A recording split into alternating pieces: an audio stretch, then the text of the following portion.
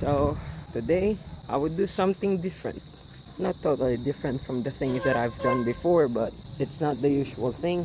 And I just know I'll survive this. Basically what I'll do today is I'll run pauwi ng kuya po. Kasi usually pag umuwi ako doon nagmumotor ako. Ngayon gusto ko naman matry something different.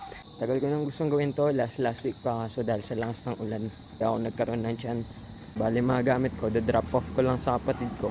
So aside sa makatipid, gusto ko rin matest kung hanggang saan yung kaya ng isip ko.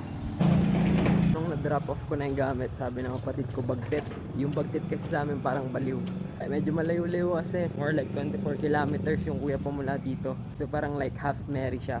So while we're warming up, hindi ako nagdala ng tubig kasi hindi naman ako sanay na umiinom habang tumatakbo.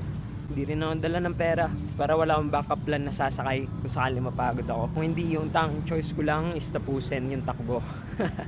Binablog ko lang to para meron akong makikita in the future na uy, I did it. Tapos kung nagawa ko siya dati, kaya ko ulit ngayon. Let's go. Meron akong golden rule. First kilometer is always the warm up. Ganyan siya. So nasa chill phase pa lang tayo. Yung pacing natin mabagal lang. Nakapagsalita pa ng maayos.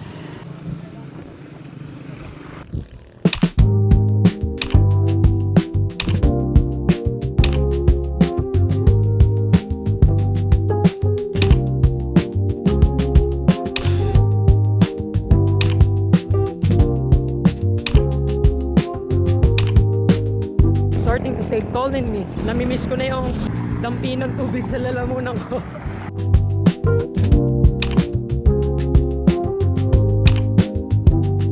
I don't know. I just keep running and running. I can't feel my legs anymore. And sobrang wow now. But who cares? We decided to stop kasi nakita ang buko juice. Sakit na ng tuhod ko. Pero di pala sila natanggap ng Gcash. So bali ang target, mga pahinga lang tayo ng konti. Ano ulit? Kasi pakahon na to. Talaga ako fully trained sa mga pakahon. Usually flat terrain lang tinatakbuhan ko. Therefore, I'm not sure kung kakayanin pa ng tuhod ko if I push forward. Which is kaya naman. Ito lang yung point na yung katamaran ko nagsalo na dun sa frailties ng katawan ko. Kung isip ko lang na kaya ko. Kahit nagsusurrender na yung body. Pero dahil nagsacamp na yung katamaran ko na pahinga muna. Medyo nagpahinga muna din ako. Which is okay lang din. Is aram ko pa rin na meron pa rin akong weaknesses na kailangan i-overcome pagdating sa mga part na ganito. Just like in life. Di porket naisip ko na gawin, ibig sabihin magiging madali. Kahit planado ko siya, di ganun kadali. Orim sa snap! This will be our 13th kilometer.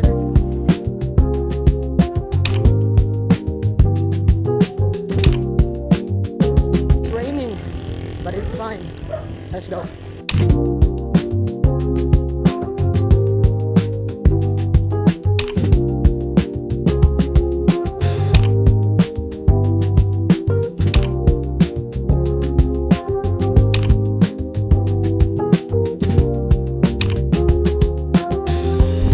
I made it. Andito na ako malapit sa bahay. Putik, I made it. Woo! Halos maubos yung pagkatao. I made it. Let's go.